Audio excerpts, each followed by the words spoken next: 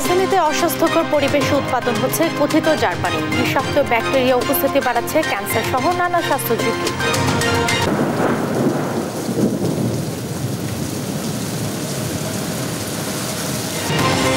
মধ্যরাতের বৃষ্টিতে রাজধানীর জনজীবনে স্বস্তির বৃষ্টি, গরম কমায় খুশি সাধারণ মানুষ। কাল খুলছে স্কুল কলেজ, জানালেন শিক্ষামন্ত্রী। সরকার উৎখাত করে কাকে ক্ষমতায় বসাতে চায় বিরোধীরা, প্রশ্ন প্রধানমন্ত্রী। স্পষ্ট করলেন উপজেলা নির্বাচন মন্ত্রী এমপির স্বজনের বিষয়টি। চেকআপ শেষে বাসায় ফিরলেন খালেদা। উপজেলা নির্বাচনে ভোট বর্জনকে উৎসাহিত করতে চায় বিএনপি, কর্মসূচি আসছে শিগগিরই। এবং আশা জাগাচ্ছে জলবায়ু সহিষ্ণু বাসমতি ঘরানার নতুন জাতের ধানের বাম্পার ফলন সাতক্ষীরা সহ দক্ষিণ উপকূলে, সামনে আরো বাড়বে আবার। দেখছিলেন সংবাদ শিরোনাম। সংবাদ সকালে সঙ্গে আছে আমি জেসিকা আবেদিন। রাজধানীর বিভিন্ন এলাকায় যত্রতত্র গড়ে উঠেছে জারের পানি উৎপাদনের প্রতিষ্ঠান। বিএসটিআই অনুমোদন ছাড়াই দিব্যি চলছে জমজমাট ব্যবসা। দেশ টিভির অনুসন্ধানে দেখা গেছে নোংরা পরিবেশে পানি জারজাত হয়ে যাচ্ছে ভোক্তার হাতে। তীব্র গরমে নিরাপদ ভেবে এসব জারের পানি পান করায় তৈরি হয়েছে মারাত্মক স্বাস্থ্য ঝুঁকি। সাদাত নিশাদের বিশেষ রিপোর্ট। রাজধানীর বিভিন্ন চায়ের দোকানে দেখা মিলে এমন পানির জার, যেখানে পথচারী কিংবা দোকানের কাস্টমাররা পানি পান করেন না, এমন মানুষ পাওয়া দুষ্কর। তীব্র গরমে হাঁসফাঁস অবস্থা নগরবাসী, ফলে বাসাবাড়িতেও বাড়ছে এর ব্যবহার। নিরাপদ ভেবে যে পানি পান করছেন, কিভাবে বোতলজাত করা হয় সে পানি, সে চিত্র দেখাতে দেশ টিভি টিম রাজধানীর মেরুর বাড্ডায়। বাইরে এর যতটাই চাকচিক্য, ভেতরে একেবারে ভিন্ন চিত্র। মোটরের মাধ্যমে সরাসরি পানি তোলা হচ্ছে ট্যাঙ্কে, যেখান থেকেই সরাসরি জারে। নেই কোনো স্বাস্থ্যকর পরিবেশের বালাই, হাতে নেই গ্লাভস, ফ্লোরে ময়লা, এর মধ্যে পানি ভরা হচ্ছে জারে। পরিষ্কারের নেই কোনো বালাই। এমন নোংরা পরিবেশে এভাবেই প্রতিদিন এই কারখানা থেকে বোতলজাত করা হয় কয়েক হাজার পানির বোতল, যা ছড়িয়ে যাচ্ছে রাজধানীতে। গ্লাস ওই সাইডে আছে, ওই সাইডে আছে গ্লাস লাগাইনি, অল্প একটু আগে খুলছি। না, সবই আছে, হয়তো ছেলেরা এখন কিন্তু পানির সার্ভিস দিচ্ছে না। আপনারা আসছেন দেখে আপনাদের বোর্ডে দেখাইল। এই কারখানায় পানি বিশুদ্ধকরণ ল্যাব থাকলেও রুমটি দেখে বোঝা যায় কয়েক বছরের মধ্যে এটি খোলা হয়নি। একই সাথে এই বোতলগুলো ব্যবহারের নির্দিষ্ট মেয়াদ থাকলেও এগুলো ব্যবহার হচ্ছে দিনের পর দিন। তীব্র গরমে তৃষ্ণা মেটাতে বাসাবাড়ি কিংবা দোকানপাটে ব্যবহৃত হচ্ছে এই জারে ব্যবহৃত পানি। কিন্তু আপনি জানেন কি এই জারে ব্যবহৃত পানি কতটা হুমকির মুখে ফেলছে আপনার স্বাস্থ্যকে? এসব জারের পানি পান হুমকির মুখে ফেলছে স্বাস্থ্যকে। বিএআরসির গবেষণা তথ্য মতে জারের পানিতে থাকে বিভিন্ন রোগ সৃষ্টিকারী ব্যাকটেরিয়া ও ইকোলি, যা ক্যান্সার থেকে শুরু করে আস্তে আস্তে শরীরের রোগ প্রতিরোধ ক্ষমতাই নষ্ট করে দেয়। এমতো অবস্থায় স্বাস্থ্য বিশেষজ্ঞদের পরামর্শ জারের পানি পান না করার। ওই জারগুলোকে যথাযথভাবে পরিষ্কার করা হয় না, এবং যে প্রক্রিয়া পানিটি তোলা হয় সেটি নিরাপদ বলে প্রমাণিত এমনটি আমরা কখনো দেখিনি। তার মানে এই জারের পানি রাস্তাঘাটে, চায়ের দোকানে যেখান থেকে আমরা খাচ্ছি বা লোকজনে খাচ্ছে, তাদের মধ্যে পানিবাহিত রোগ যেমন ডায়রিয়া, ডিসেন্ট্রি, আমাশয়, টাইফয়েড, হেপাটাইটিস জাতীয় রোগ বেড়ে যাওয়ার প্রবল সম্ভাবনা রয়েছে, এবং আমরা বাস্তবেও তার প্রতিফলন দেখছি। একই সঙ্গে নিয়ম মেনে বাসায় ফুটন্ত পানি ব্যবহারের পরামর্শ এই বিশেষজ্ঞের। সাদাত নিশাদ, দেশ টিভি, ঢাকা। তীব্র দাবদাহের পর রাজধানীতে দেখা মিলেছে স্বস্তির বৃষ্টির। টানা এক মাস তাপপ্রবাহে স্বস্তিতে নিঃশ্বাস ফেলে নগরবাসী। সবার জন্য আশীর্বাদ হয়ে আসে ঝোড়ো হাওয়া সহ এই বৃষ্টি। তবে কয়েকদিন নিয়মিত বৃষ্টি না হলে তাপমাত্রা আবারও বাড়তে পারে বলে সতর্ক করেছে আবহাওয়া অফিস। বিস্তারিত কায়েস রাহাত রিপোর্টে। অস্বস্তিকর গরমে সাধারণ মানুষের প্রাণ যখন উষ্ঠাগত, তখনই আশীর্বাদ হয়ে নেমে এলো বৃষ্টি। মধ্যরাতে মাঝারি থেকে প্রবল বর্ষণে ভিজিল রাজধানী ঢাকা। বৃহস্পতিবার রাত 9টার দিকে অল্প কয়েক ফোঁটা বৃষ্টি কিছুটা আশাহতই করেছিল সাধারণ মানুষকে। বৃষ্টি হয় না, মানে হালকা একটু পড়ছে, রাস্তাও ভিজে না, মানে 10 মিনিট ফুটা ফুটা করে 2 মিনিট পড়ছে আর কি, আপনার ভালো করে একটু ফোঁটা পড়ছিল আর পরে নাই। 9টার দিক দেখা সেই হতাশায় ধুয়ে মুছে নিয়ে গেল মধ্যরাতের মুষলধারা। রাজধানীর কাউরান বাজার, আজিমপুর, মিরপুর, আগারগাঁও সহ পুরো নগর জুড়েই বৃষ্টি ঝরে, ছিল প্রবল বাতাসের ঝাপটাও।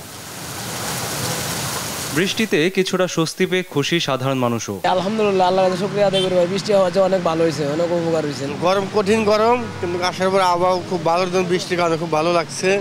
বৃষ্টি ছিল না, বুঝলেন, খুব ভালো লাগছে। এদিকে আবহাওয়া অধিদপ্তর বলছে নিয়মিত বৃষ্টিপাত না হলে আবারও আসতে পারে তাপপ্রবাহ।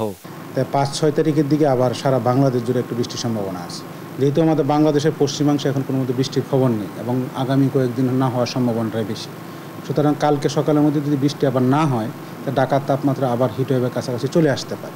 গ্রীষ্মের এই দাবদাহে প্রত্যেকটি প্রাণী যেন হয়ে ওঠে এক একটি চাতক পাখি। অবশেষে সবার অপেক্ষার অবসান ঘটায় স্বস্তির বৃষ্টি। কায়েস রাহাত, দেশ টিভি, ঢাকা।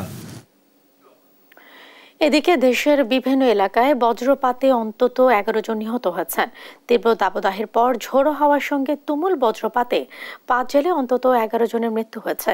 আহত হয়েছেন আরও অন্তত 10 জন। হতাহতদের বেশিরভাগই মাঠে কর্মরত ছিলেন।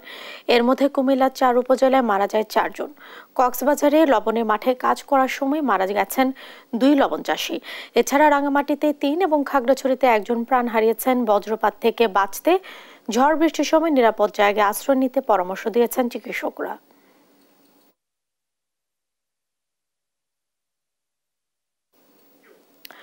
এদিকে মৌলভীবাজারে তীব্র রোদে শুকিয়ে যাওয়া বোরো ধান কাটার সময় মাঠেই ঝরে যাচ্ছে। বিস্তারিত জানাতে সরাসরি যুক্ত হচ্ছেন সহকর্মী সালেলাহি কুটি। কুটি, বোরো ধান কাটতে গিয়ে কি কি সমস্যা পড়ছেন কৃষকরা, কি তথ্য রয়েছে আপনার কাছে? ধন্যবাদ জেসিকা। আপনি যেমনটি বলছিলেন, আপনি জানেন যে আমাদের এই মৌলভীবাজার হচ্ছে হাওর সমৃদ্ধ একটি জেলা। এই জেলায় হাওরে বুড়ো ধান চাষ হয়। শুধু হাওরে নয়, হাওরের বাইরে অনেক জায়গায় বুড়ো ধান চাষ হয়। কিন্তু এই সাম্প্রতিক সময়ে যে প্রচণ্ড খরা অর্থাৎ রোদের কারণে যে পাকা ধানগুলা মাটি শুকিয়ে গেছে, যার কারণে ধান কাটতে যে কৃষকরা নানা সমস্যায় পড়তেছেন। বিশেষ করে যেটা হচ্ছে ধান শুকিয়ে যাওয়ার কারণে ধানের শীষ সেটা ঘাটার সাথে সাথে ঝরে যাচ্ছে। এখানে যারা শ্রমিক দিয়ে কাটাচ্ছেন তারাও যেমন সমস্যায় পড়ছেন, ঠিক তেমনি যারা আজকে যান্ত্রিকরণ দিয়ে কম্বাইন হারভেস্টার দিয়ে কাটাচ্ছেন সেটাও কাটাচ্ছেন। আপনি জানেন যে আমাদের এই জেলায় এবার বুড়োর ফসল অত্যন্ত ভালো হয়েছে, যেটা কৃষকরা স্বপ্ন বুনছিলেন যে ফসলটা ঘরে তুলবেন। কিন্তু খরার কারণে অতি তাপমাত্রায় ধানের শীষটা পেকে যাওয়ায় তারা এই ধান কাটার সময় ঝরে যাচ্ছে, যার কারণে যে পরিমাণ উৎপাদন আশা করছিলেন সেই পরিমাণ উৎপাদন অনেকটাই ঘরে গুলায় তুলতে পারতেছেন না কৃষকরা। এতে কৃষকরা অনেক ক্ষতিগ্রস্ত। আমি দেখাতে চাই আমার পিছনে যে জায়গাগুলো আছে সেই জায়গাগুলো ধান পেকে আছে, কিন্তু এই ধান পাকার পরে এই জায়গা থেকে ধান কাটতে যে অনেক কৃষকরাই ক্ষতিগ্রস্ত হয়েছেন। আমাকে একাধিক কৃষকরা বলেছেন যে এই জায়গাগুলায় যে ধানটা পাকছে তারা হাওরের যে জায়গা আছে সেই জায়গার পাকা ধান কাটার পরে এই হাওরের বাইরের জায়গাগুলোর ধান কাটবেন। ইতিমধ্যেই আমাদের হাওরের যে ধান সেটা প্রায় 80% ধান কাটা হয়ে গেছে।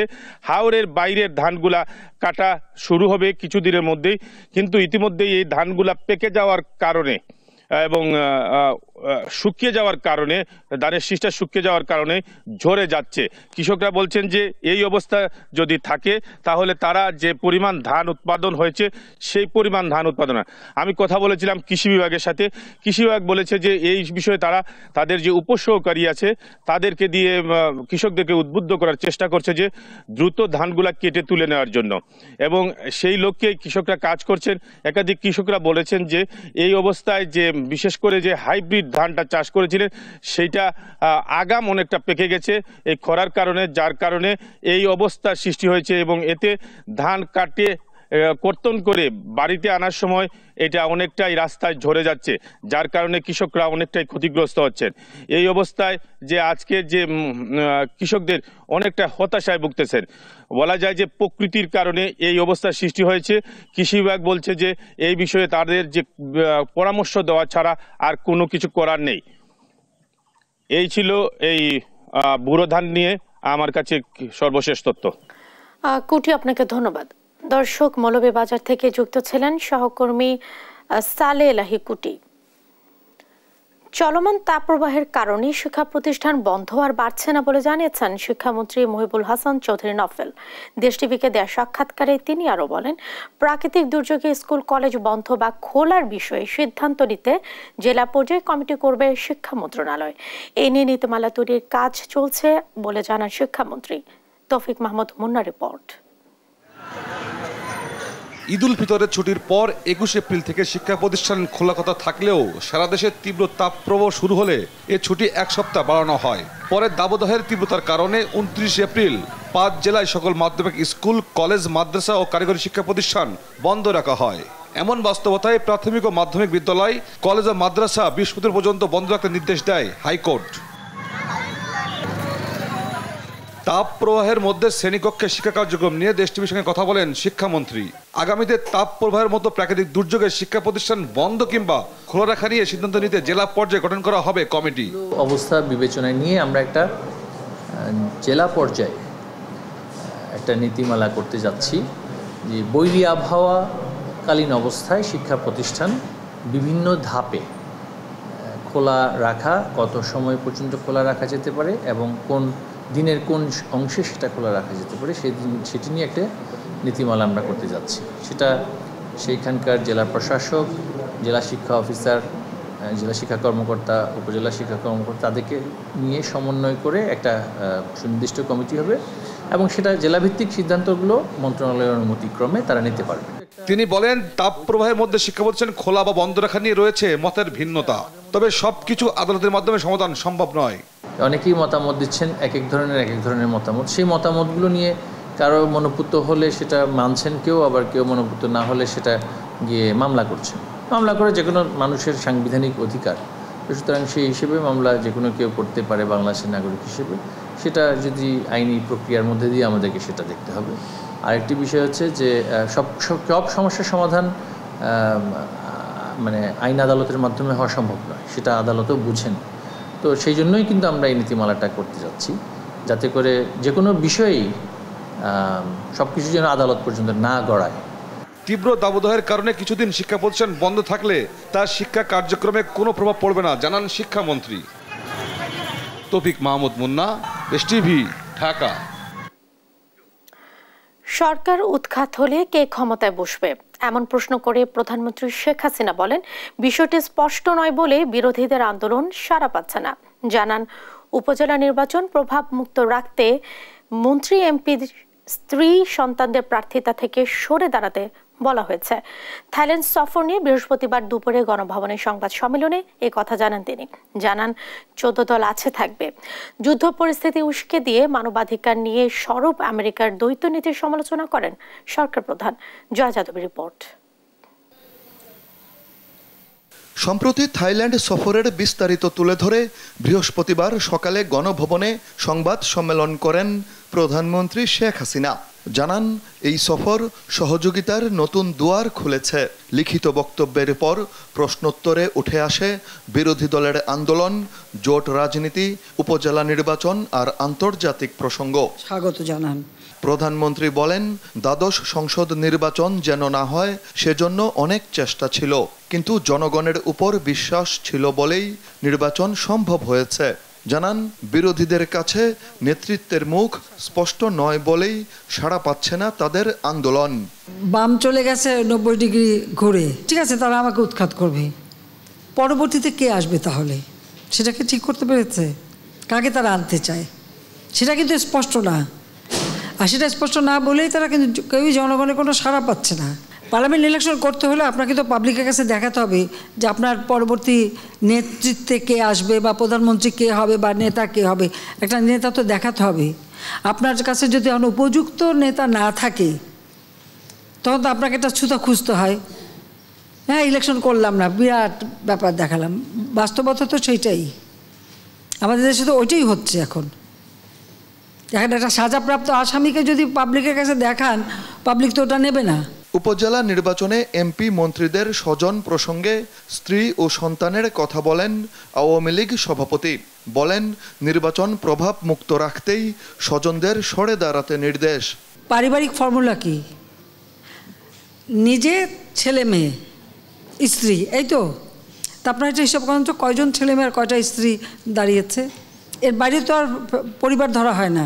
তবে হ্যাঁ, এটা ঠিক যে হয়তো এক জায়গায় বউকে দিল, আর এক জায়গায় ছেলেকে দিল, আর এক জায়গায় এগুলি আসলে ঠিক না। কর্মীদেরও মূল্যায়ন করা উচিত। আমি সেটাই বলতে চেয়েছি আমাদের নেতা কর্মীদেরকে, যে কর্মীদেরও মূল্যায়ন করা উচিত এবং সেখানে সব কিছু নিজেরাই নিয়ে নেব একটা আর আমার নেতাকর্মীদের জন্য কিছু রাখবো না, এটা তো হয় না।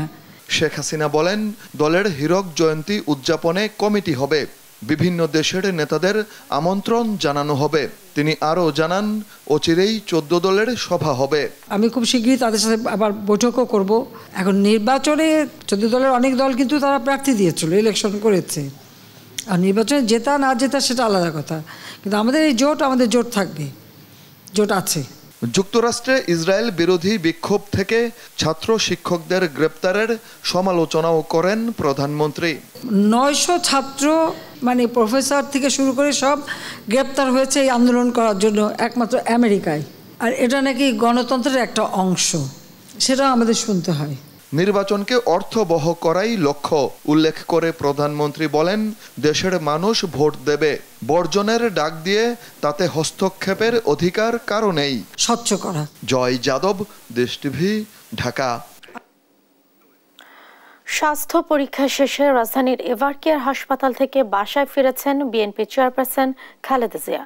বৃহস্পতিবার রাত 8:50 গুলশানের বাসভবন ফিরোজায় পৌঁছান তিনি। এর আগে গতকাল বুধবার জরুরি স্বাস্থ্য পরীক্ষার জন্য তাকে রাজধানী এভারকেয়ার হাসপাতালে ভর্তি করা হয়। খালেদা জিয়ার ব্যক্তিগত চিকিৎসক ডক্টর AZM জাহিদ হোসেন জানান, খালেদা জিয়ার শারীরিক অবস্থার কিছুটা উন্নতি হয়েছে, বর্তমানে বাসায় তার চিকিৎসা চলবে। মাঝে মাঝে নিয়ে যাচ্ছে, সেটি হচ্ছে ক্রনিক লিভার ডিজিজ। ওনার লিভার ট্রান্সপ্লান্টেশন অথবা আর্টিফিশিয়াল লিভার রিপ্লেসমেন্টের জন্য যে ধরনের সুযোগ সুবিধা এবং চিকিৎসা প্রয়োজন, তার কোনোটাই এই দেশে তো নেই, আশেপাশেও অনেক জায়গায় নেই। 7 জানুয়ারি নির্বাচনের মতো উপজেলা নির্বাচন বর্জনেও জনগণকে উদ্বুদ্ধ করতে নেতাকর্মীদের নির্দেশনা দিয়েছেন বিএনপির সিনিয়র যুগ্ম মহাসচিব রুহুল কবির রিজভী। শিগগিরই গণসংযোগ ও লিফলেট বিতরণ কর্মসূচি দেওয়া হবে বলেও জানান তিনি। জনগণ ভোট দেবে না এমন শঙ্কা থেকেই আওয়ামী লীগ নির্বাচনকে ভয় পায় বলে মন্তব্য করেন ঢাকা মহানগর দক্ষিণ বিএনপি আহ্বায়ক আব্দুস সালাম। বিস্তারিত সাইফুল রিপনের প্রতিবেদনে।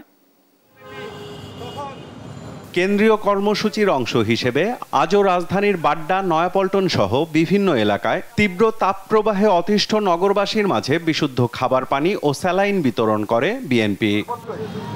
কর্মসূচিতে অংশ নিয়ে বিএনপি নেতারা অভিযোগ করেন, জনগণের স্বার্থে নয় বরং নিজেদের স্বার্থে রাজনীতি করে আওয়ামী লীগ। জনগণের মৌলিক অধিকার রক্ষায় ব্যর্থ হয়েছে সরকার। রাষ্ট্রীয় যন্ত্রকে ব্যবহার করে এবং বিদেশি প্রভুদের সহযোগিতা নিয়ে তারা আওয়ামী সরকার ক্ষমতায় বসে আছে। আজকে আওয়ামী লীগের রাজনীতি ধ্বংস হয়ে গেছে। তারা জনগণের জন্য রাজনীতি করে না, তারা নিজেদের স্বার্থের জন্য রাজনীতি করে, তারা ক্ষমতায় বসে থাকার জন্য রাজনীতি করে। প্রতিবেশী একটা বৈরী দেশ আমাদের দেশের পানি প্রবাহ বন্ধ করে বাংলাদেশকে মরুর দেশে পরিণত করা হয়েছে। সরকার তো শুধু আমাদের ক্ষমতাটা দখল করার জন্য একটা কারসাজি করে তার দায়িত্ব শেষ করে। আজকে অত্যাচারী কিল দেওয়ার এই সরকার আজকে বদলে দিতে হবে।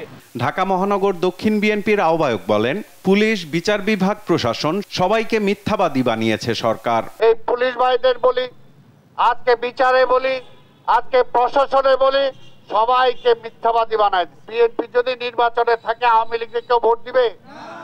এই ভোট চোর, কম্বল চোর, কলসি চোর সবকিছু চুরি করে। আজকে এই চোর রেখে ভোট দিবে? এই কারণে তারা ভোটেই ভয় পায়। দলের সিনিয়র যুগ্ম মহাসচিব রুহুল কবির রিজভী বলেন, চুরি, দুর্নীতি, লুটপাটের কারণে দেশে দুর্বিষহ অবস্থা চলছে। যদি সরকারের পতন হয়, এই কারণে বিদেশে একটা নিরাপদ জায়গা ঠিক করেছেন আপনারা, আর এখন থেকে আপনাদের স্ত্রী, আপনাদের ছেলে মেয়ে, আত্মীয় স্বজনকে সেখানে পাচার করছেন, আর আপনারা সময় মতো আপনারা সেখানে চলে যাবেন। এটাই তো মানুষ বিশ্বাস করে। আজ্ঞাবহ নির্বাচন কমিশনের অধীনে উপজেলা নির্বাচনে অংশ না নিতে সবার প্রতি আহ্বানও জানান রিজভী। আপনারা প্রত্যেকেই এই নির্বাচনে জনগণকে আহ্বান করবেন, এটি ডামি নির্বাচন, এই নির্বাচন প্রত্যাখ্যান করবে, এই নির্বাচন বর্জন করবে, এটা ডাকাতদের নির্বাচন। কর্মদিবসের সময়সূচি পরিবর্তন করে তীব্র তাপপ্রবাহের দুর্ভোগ কিছুটা কমানো যেত উল্লেখ করে জনদুর্ভোগ কমাতে সরকার কোনো ব্যবস্থা নিচ্ছে না বলেও অভিযোগ করেন রুহুল কবির রিজভী। কিন্তু এসব কোনো পদক্ষেপ তারা নাই। সাইফুল রিপন, দেশ টিভি, ঢাকা। সংবাদ সকাল আরো থাকছে। কিশোরগঞ্জে ইটনায় নামাকরা নদীতে সেতু নির্মাণে ধীরগতি, 2 দফা টেন্ডারে কাজের অগ্রগতি 52%, স্থানীয়দের চরম ভোগান্তি। পরিবর্তিত জলবায়ুর কারণে দেশের দক্ষিণ উপকূল সহ সর্বত্র বেড়েছে উষ্ণতা। অনেক জায়গায় যখন ব্লাস্ট রোগে নষ্ট হচ্ছে কৃষকের স্বপ্নময় সোনার ফসল, তখন আশা জাগিয়ে জলবায়ু সহিষ্ণু বাসমতি ঘরানার নতুন জাতের ধান। এবার বাম্পার ফলন হয়েছে সাতক্ষীরা সহ দক্ষিণ উপকূলে। সাতক্ষীরা সহকর্মী শরীফুল্লাহ কাসার সুমনের তথ্য ছবিতে বিস্তারিত থাকছে ডেস্ক রিপোর্টে। এবার গ্রীষ্মের শুরুতেই গরমের তীব্রতা, ধান আটকে গেছে ব্লাস্টে, একই সাথে গ্রীষ্মের দাবদাহে নষ্ট হচ্ছে অন্য ফসলও। কিন্তু ব্লাস্টকে পরাজিত করে সাতক্ষীরা সহ দক্ষিণ উপকূলের খুলনা অঞ্চলে বাসমতি জাতের বিনা 25 ধান চাষে অভাবনীয় সফলতার মুখ দেখেছে কৃষক। পোলাও বিরিয়ানির জন্য আবশ্যকীয় চিকন চালের ভোক্তাদের আগ্রহ মেটাতে অসাধু ব্যবসায়ীরা মোটা কেটে চিকন বানাচ্ছে আর চালের গুণাগুণ ধ্বংস করছে। তখন কৃষকরা দুর্যোগ সহনশীল এই প্রিমিয়াম কোয়ালিটির ধান স্বল্প খরচে করতে পেরে দারুণ খুশি। ফলন ভালো, পাশাপাশি উৎপাদন ভালো, অন্য অন্য ধানের চাইতে এখানে 3 থেকে 4 মণ প্রতি বিঘাতে বেশি। সহজে হেলে না পড়াতে ধানের ফলন ভালো এবং অন্য জাতের থেকে বালটাও বেশি লম্বা হয়। 500 হেক্টর জমিতে কৃষকরা পাচ্ছেন 3750 টন ধান, যার বাজার মূল্য 26 কোটি 25 লক্ষ টাকা। বাসমতি ঘরানার বিনা 25 ধান চিকন চালের জন্য সরকারের বিদেশ নির্ভরতা কমিয়ে আনবে বলে মনে করেন মাঠের কৃষকরা। বিঘা প্রতি মাত্র 9000 টাকা খরচ করে 25 থেকে 30 মণ ধান পেয়ে কৃষকরা হয়েছেন লাভবান। দেখতে এত সুন্দর লম্বা চিকন ধান এবং আমরা মনে করি বাসমতির পাশাপাশি চলবে। আগে যে ফলন ছিল তার থেকে এবার ফলনটা অনেক বেশি ভালো হয়েছে। বিনা সাতক্ষীরা উপকেন্দ্রের ইনচার্জ বলেন, কৃষকরা মূল্যবান এ জাতের ধানের বীজও সংরক্ষণ করছেন। কৃষক খুবই আনন্দিত, উচ্ছ্বসিত এবং তাদের মধ্যে একটা আলোড়ন সৃষ্টি হয়েছে। তারা আগামী বছর এইটা চাষাবাদে খুবই আগ্রহ প্রকাশ করতেছে এবং কৃষকের কাছ থেকে বীজ সংগ্রহ করার জন্য চেষ্টা করতেছে। দীর্ঘ লম্বা এ জাতের ধান চাষ নিয়ে সন্তোষ প্রকাশ করেন বিশেষজ্ঞরা। এটা ধানেও যেমন লম্বা, চালেও তেমন লম্বা। এটার ভাত কেমন হয়, ঝরঝরে হয় এবং খেতে খুবই সুস্বাদু। এরপরে এটা চাষাবাদ করতে খুবই কম টাকা লাগে। এবার খুলনা অঞ্চলে 500 হেক্টর জমিতে চাষাবাদ হয়েছে এ বিনা 25 ধান। সামনের বোরো মৌসুমে এর পরিমাণ ছাড়িয়ে যেতে পারে দ্বিগুণ। নিউজ ডেস্ক, দেশ টিভি। দেখছেন সংবাদ সকাল। দেখছেন সংবাদ সকাল। 2 দফার টেন্ডারে কিশোরগঞ্জের ইটনায় নামাকারা নদীর ওপর সেতু নির্মাণ কাজের অগ্রগতি 52%। কাজ শেষ না হয় বাঁশের সাঁকোতে ঝুঁকি নিয়ে পারাপার হতে হচ্ছে স্থানীয়দের। দ্রুত কাজ শেষ করার দাবি তাদের। ঠিকাদার প্রতিষ্ঠান জানিয়েছে নির্ধারিত সময়ে কাজ শেষ হবে। কিশোরগঞ্জ থেকে টিটু দাসের তথ্য ছবিতে অপুর ডেস্ক রিপোর্ট। কিশোরগঞ্জের ইটনা উপজেলার লাইমপাশা গ্রামের পাশ দিয়ে বয়ে গেছে নামাকারা নদী। 2019 সালের ডিসেম্বরে এ নদীর উপর 71 কোটি টাকা ব্যয়ে শুরু হয় সেতুর নির্মাণ কাজ। তবে 2022 সালে মাত্র 29% কাজ করেই চলে যায় ঠিকাদার প্রতিষ্ঠান রানা বিল্ডার্স। 1 বছর কাজ বন্ধ থাকার পর গত ফেব্রুয়ারিতে পুনরায় টেন্ডার হয়। 70 কোটি টাকা ব্যয়ের এই প্রকল্প পায় নতুন প্রতিষ্ঠান। কাজ শুরু হয় নতুন করে। প্রকল্পের মেয়াদ শেষ হবে 2026 সালের জানুয়ারিতে। সেতুর কাজ শেষ না হওয়ায় বাঁশের সাঁকোতে ঝুঁকি নিয়ে চলাচল করতে হচ্ছে স্থানীয়দের। দ্রুত কাজ শেষ করার দাবি তাদের। এই ব্রিজটা হলে আমাদের অনেক দুর্ভোগ থেকে আমরা বাঁচবো, আর যতটা তাড়াতাড়ি সম্ভব এই ব্রিজটা হলে আমাদের জন্য উপকার। কৃষকের দান, এরপর মানুষের যাতায়াত, মোটরসাইকেল, গাড়ি ঘোড়া 3টা জেলার সাথে সম্পৃক্ত হবে। এদিকে নির্ধারিত সময়ের মধ্যেই সেতুর কাজ শেষ হবে বলে জানান ঠিকাদার। কাজ অগ্রসর করতেছি।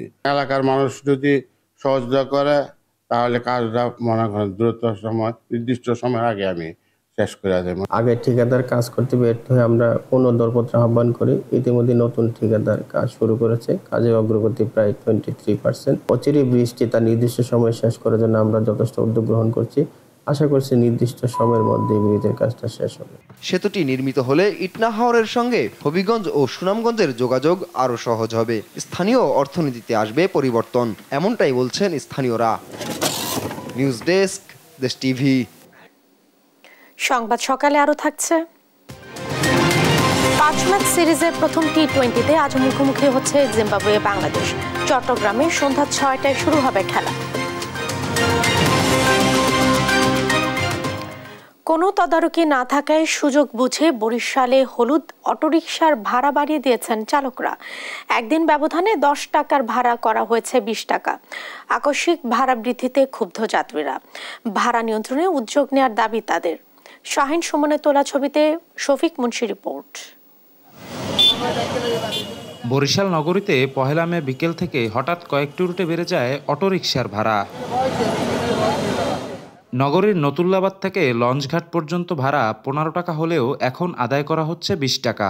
রূপাতলী পর্যন্ত 10 টাকার ভাড়া গুনতে হচ্ছে 20 টাকা। আর বরিশাল মেডিকেল পর্যন্ত 10 টাকার ভাড়া আদায় করা হচ্ছে 20 টাকা।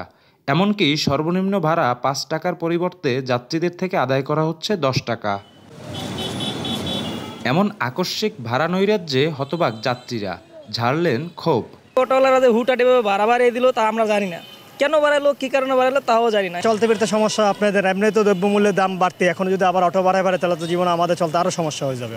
তবে অটোরিকশা চালকরা বলছেন বৈদ্যুতিক চার্জ ও দৈনিক জমার পরিমাণ বাড়ায় বৃদ্ধি করতে হচ্ছে ভাড়া। জমা খরচা বেশি, চার্জের বিল তো 10 টাকা করে, মানে 200 টাকা করে নেয়, 80 টাকা দিয়ে 200 টাকা।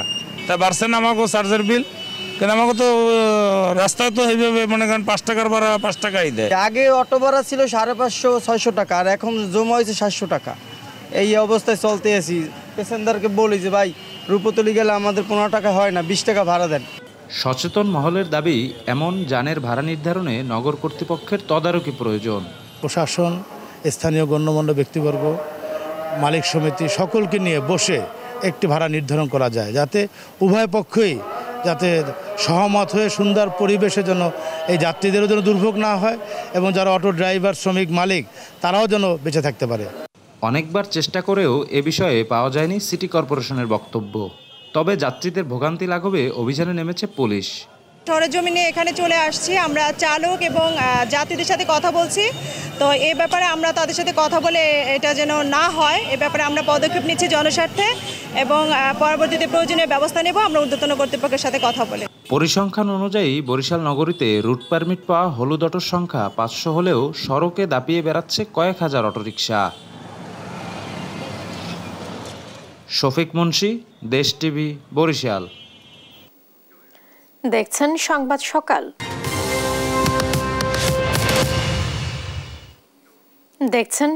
সকাল। এবার আন্তর্জাতিক প্রসঙ্গ। কেনিয়ার মাসাই মারা জঙ্গলে আটকে পড়া 51 জন পর্যটককে নাটকীয়ভাবে উদ্ধার করেছে রেড ক্রস। স্থানীয় সময় বুধবার সকালে সেখানকার একটি নদীর পাড় ভেঙে জঙ্গলের ভেতরে বন্যার পানি ঢুকে পড়ে। ভয়াবহ পরিস্থিতির মুখে পড়েন অনেক পর্যটক। স্থানীয় একজন কর্মকর্তা AFP-কে জানান, নদীর পাড় ভাঙার জঙ্গলে পর্যটকদের থাকার জায়গা ভেসে যায়, আটকে পড়েন তারা। খবর পেয়ে উদ্ধারে নামে রেড ক্রস সদস্যরা। 36 জনকে হেলিকপ্টার এবং আরও 25 জনকে বিভিন্নভাবে উদ্ধার করা হয়। অতিবৃষ্টিতে গেল এপ্রিল থেকে বন্যায় বিপর্যস্ত কেনিয়া, মারা গেছেন অনেকে। গাজায় ইসরায়েলি বর্বরতা বন্ধে ক্ষোভে উত্তাল যুক্তরাষ্ট্রের বিভিন্ন বিশ্ববিদ্যালয়। লস অ্যাঞ্জেলেসে ইউনিভার্সিটি অফ ক্যালিফোর্নিয়া বিক্ষুব্ধ শিক্ষার্থীদের ওপর হামলা চালিয়েছে ইসরায়েলি সমর্থকরা। ওই সময় পুলিশের ভূমিকা নিয়ে উঠেছে প্রশ্ন। এদিকে কলম্বিয়ার বিশ্ববিদ্যালয়ের শিক্ষার্থীদের ওপর পুলিশি হামলায় প্রশংসা করে বিতর্ক আরও উস্কে দিলেন সাবেক মার্কিন প্রেসিডেন্ট ডোনাল্ড ট্রাম্প। বিস্তারিত থাকছে লুৎফর কবিরের রিপোর্টে। স্লোগানে উত্তাল লস অ্যাঞ্জেলেসের ইউনিভার্সিটি অফ ক্যালিফোর্নিয়া। পুলিশের নিষেধাজ্ঞা উপেক্ষা করে এভাবেই বিশ্ববিদ্যালয় প্রাঙ্গণে অবস্থান নিয়েছে হাজারো ফিলিস্তিনপন্থী শিক্ষার্থী। তাদের কণ্ঠে ফিলিস্তিনকে স্বাধীন করো। বিশ্ববিদ্যালয়ে এমন আন্দোলন বেআইনি ঘোষণা করেছে পুলিশ। শিক্ষার্থীরা যেখানে নিজেদের কর্মসূচিতে অনড় অবস্থানে, তার পাশেই নিরাপত্তা বাহিনীর সদস্যদের কঠোর অবস্থানে দেখা যায়। এর মাঝেই রাতে ফিলিস্তিনপন্থী আন্দোলনকারীদের উপর হামলা চালায় ইসরায়েলি সমর্থকরা। এতে দুপক্ষের ব্যাপক সংঘর্ষ হয়। রাতে মুখোশধারী হামলাকারীরা ব্যারিকেড ভেঙে আন্দোলনকারী শিক্ষার্থীদের উপর হামলা চালায়। যদিও ওই সময় পুলিশের ভূমিকা নিয়ে প্রশ্ন উঠেছে নানা মহলে। ফিলিস্তিনপন্থী শিক্ষার্থীদের অভিযোগ, তারা পুলিশের সাহায্য চেয়েও পাননি। এই ঘটনায় ক্যালিফোর্নিয়ার গভর্নরের কার্যালয় ক্যাম্পাসে সহিংসতার বিষয়ে পুলিশের এমন আচরণের সমালোচনা করে। গভর্নর গ্যাভিন নিউজিমের মুখপাত্র জানান, পুলিশের বিলম্বিত হস্তক্ষেপ একেবারেই অগ্রহণযোগ্য। এতে বুধবার বাতিল করা হয় পাঠদান। টেক্সাস সহ যুক্তরাষ্ট্রের বেশিরভাগ বিশ্ববিদ্যালয়ে ছড়িয়ে পড়ছে ছাত্র আন্দোলন, ধরপাকড় চলছে। গাজা ইসরায়েলি বর্বরতা বন্ধ না হওয়া পর্যন্ত অবস্থান থেকে সরে না আসার ঘোষণা শিক্ষার্থীদের। অধিকাংশ বিশ্ববিদ্যালয়ের শিক্ষার্থীরা আজ আন্দোলনে নেমেছে। কোনো বিশ্ববিদ্যালয় বাকি নেই। গাজায় প্রতিদিনই শিশু মারা যাচ্ছে ইসরায়েলি হামলায়, প্রতিদিনই গণকবর উদ্ধার হচ্ছে, আর আমাদের বিশ্ববিদ্যালয়গুলো এই গণহত্যায় অর্থায়ন করে আসছে। এসব অগ্রহণযোগ্য। বিশ্ববিদ্যালয়গুলোতে ধরপাকড় চললেও এই আন্দোলনের বিরুদ্ধে নয় মার্কিন প্রশাসন, এমনটাই দাবি করেছে হোয়াইট হাউসের এই মুখপাত্র। তিনি বলেন, মার্কিন সংবিধান অনুযায়ী আন্দোলন চালাতে বাধা নেই শিক্ষার্থীদের। গেল মাসে কলম্বিয়া বিশ্ববিদ্যালয় থেকে গাজায় গণহত্যা ইস্যুতে ইসরায়েল বিরোধী আন্দোলন শুরু হয়। কলম্বিয়া বিশ্ববিদ্যালয়ে ফিলিস্তিনপন্থী বিক্ষোভকারীদের বিরুদ্ধে পুলিশের অভিযানের প্রশংসা করেছেন সাবেক মার্কিন প্রেসিডেন্ট ডোনাল্ড ট্রাম্প। পুলিশ যা করেছে তা আগেই করা উচিত ছিল। শিক্ষার্থীরা ক্যাম্পাস দখল করে রেখেছিল, তাদের কারণে কলম্বিয়া বিশ্ববিদ্যালয়ের সুনাম ক্ষুণ্ণ হয়েছে। অনেক মানুষ আতঙ্কিত হয়ে পড়ে। শিক্ষার্থীরা তাঁবুতে আন্দোলন করতে পারত, কিন্তু তা না করে ভবনে ঢুকে পড়ে। পুলিশ এসে 2 ঘন্টার মধ্যে পরিস্থিতি নিয়ন্ত্রণে নিল। এই বিষয়টি উপভোগ্য ছিল। শিক্ষার্থীদের আন্দোলনকে গাজায় হামাসের প্রতি সহানুভূতিশীল প্রদর্শন বলেও মন্তব্য করেন এই সাবেক মার্কিন প্রেসিডেন্ট। লুৎফর কবির, নিউজ ডেস্ক, দেশ টিভি। দেখছেন সংবাদ সকাল। দেখছেন সংবাদ সকাল। এবারে খেলার খবর।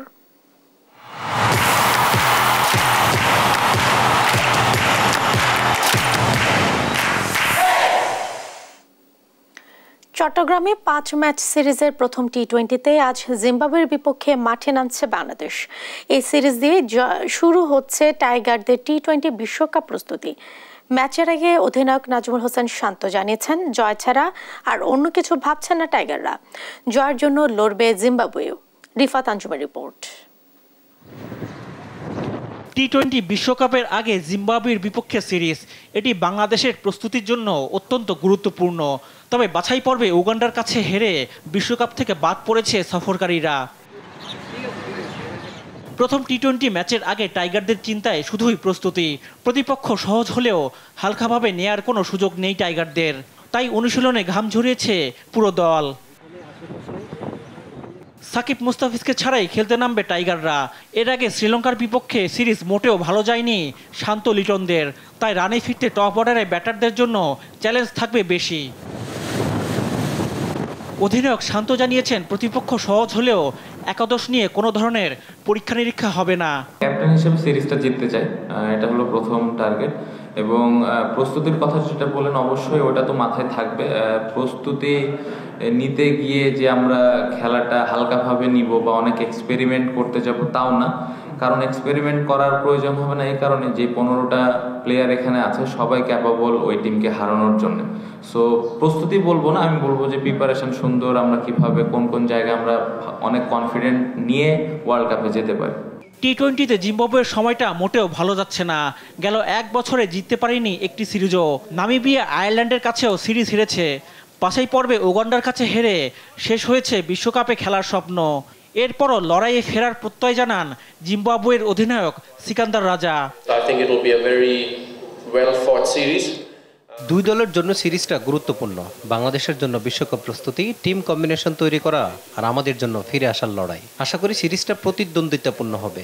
ভালো একটা সিরিজের আশা করছি। চট্টগ্রামের জহুর আহমেদ চৌধুরী স্টেডিয়ামে শুক্রবার সন্ধ্যা 6টায় শুরু হবে খেলা। রিফাত আঞ্জুম, দেশ টিভি, স্পোর্টস ডেস্ক।